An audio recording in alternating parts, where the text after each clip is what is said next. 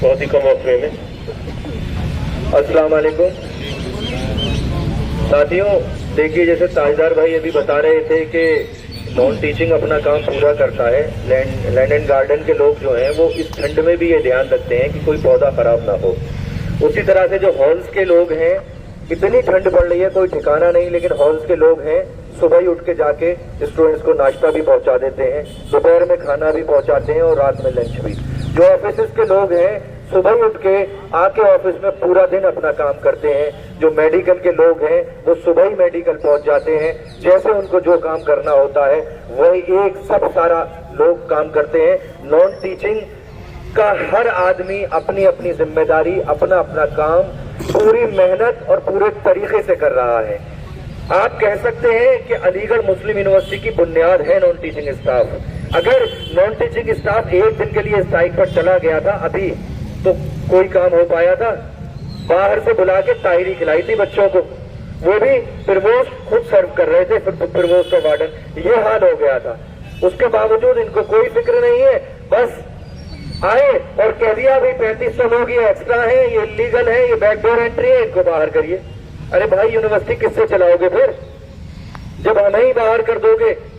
وہ ایک شعر ہے کہ ہمیں ہر طریقے سے ڈرایا بھی جا رہا ہے, دھمکایا بھی جا رہا ہے, اور ہمیں ٹھنڈ میں اس لیے چھوڑ دیا گیا ہے یہاں پر کہ ٹھنڈ میں کانپیں گے, ایک آدھ بیمار ہو جائے گا, کسی کی بی پی والے کو ہارٹ اٹیک ہو جائے گا, ایک کو ہارٹ اٹیک ہوگا وہ ایڈمٹ ہو جائے گا, باقی سب ڈر جائیں گے. اگر یار اتنی ٹھنڈ میں دھرنے پہ بیٹھے تھے, اس کو ہارٹ اٹیک ہو گیا ٹھنڈ کی وجہ سے, اس لیے دھرنا ہٹاؤ. ایسی ایسی سازشیں, ایسی ایسی مکاریاں, وہ بھی کس کے ساتھ؟ اپنے لوگوں کے ساتھ.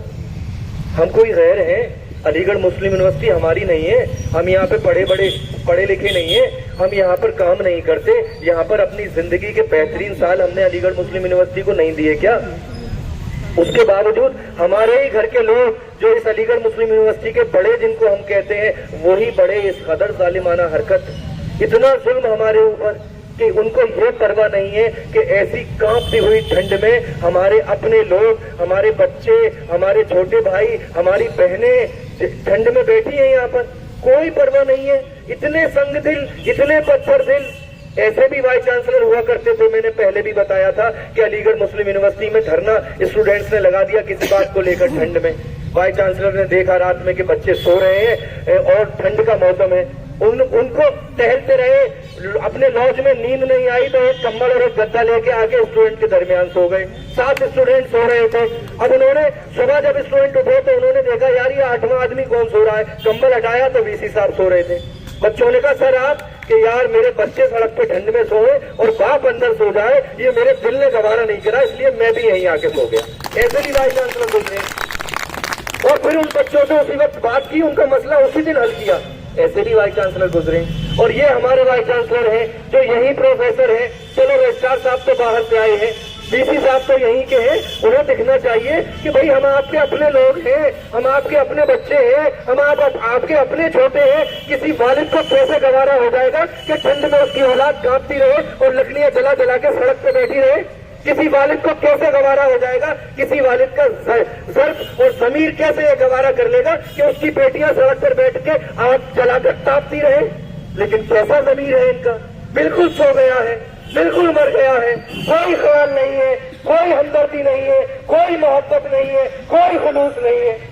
اتنی پتھر دلی.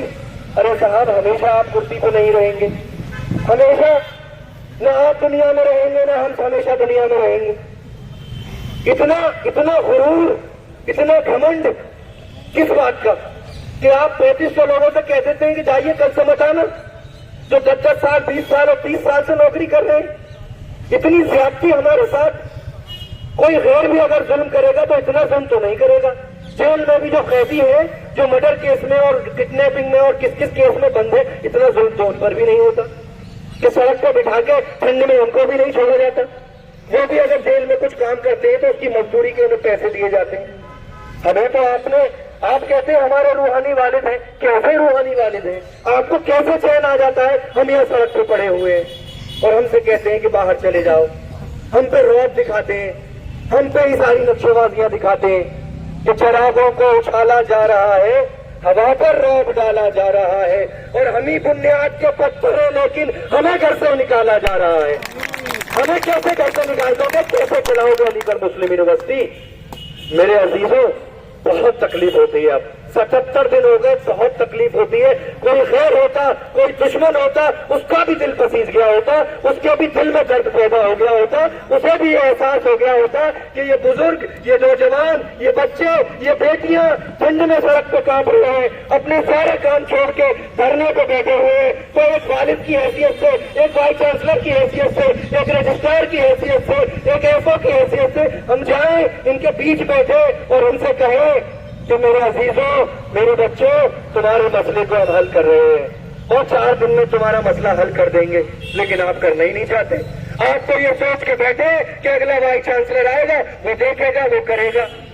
تو اگلا وائس، اگر آپ نے نہیں کیا، اگلا وی سی آئے گا، اگلے وی سی نے یہ مدعا حل کر دیا اور حل ہوگا انشاءاللہ، تو وہ تو علی گڑھ مسلم یونیورسٹی کے اتہاس میں امر ہو جائیں گے. ان کا نام ہمیشہ لیا جائے گا کہ ایک ایسے وائس چانسلر تھے جنہوں نے 3500 امپلائی کی نوکری بچائی تھی. اور آپ کا یہ نام ہمیشہ ولن کی فہرست میں لیا جائے گا کہ ایک ایسے بھی وائس چانسلر رجسٹرار اور ایسے تھے جنہوں نے 3500 لوگوں کو سڑک پہ لا کے کھڑا کر دیا تھا.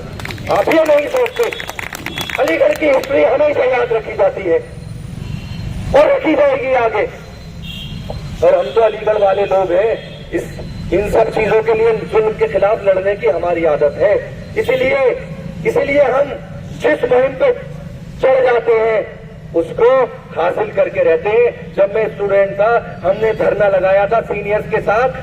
72 دن تک ہم وی سی لاج کے سامنے بیٹھے رہے تھے. ہماری ایک ڈیمانڈ تھی کہ اسٹوڈنٹ یونین کا الیکشن کراؤ، اور ہم تبھی اٹھے تھے جب الیکشن کی ڈیٹ مل گئی تھی. تو جب ہم اسٹوڈنٹ زمانے میں نادان تھے تب اپنی ڈیٹ لے کر اٹھے تھے.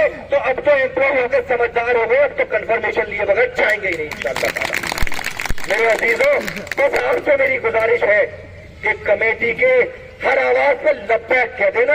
کمیٹی کا ایک آدمی بھی اگر رات میں 3 بجے میسج کر کے کہے کہ آ جاؤ رجسٹرار آفس، تو سب کے سب آ جانا. چاہے کمبل اوڑھ کے آ جانا، لحاظ لے کے آ جانا، گدا لے کے آ جانا، لیکن ایک آواز پہ آدھے گھنٹے کے اندر سب رجسٹرار آفس کو دیکھنا. کیونکہ ہماری یونٹی ہی ہماری طاقت ہے اور یہ طاقت انشاءاللہ تعالی ہمیشہ بنی رہے گی. علی گڑھ والوں کے لیے جو خاص شعر کہا جاتا ہے، بس اس شعر سے میں اپنی بات ختم کروں گا کہ لہو ہو تو لہو لکھتے ہیں، پانی ہم نہیں لکھتے. کبھی محلوں کی رقاصہ کو رانی ہم نہیں لکھتے. اور یہی تو بات ہے، تاریخ ہم پر ناز کرتی ہے. ہم تاریخ لکھتے ہیں، کہانی ہم نہیں لکھتے. السلام علیکم.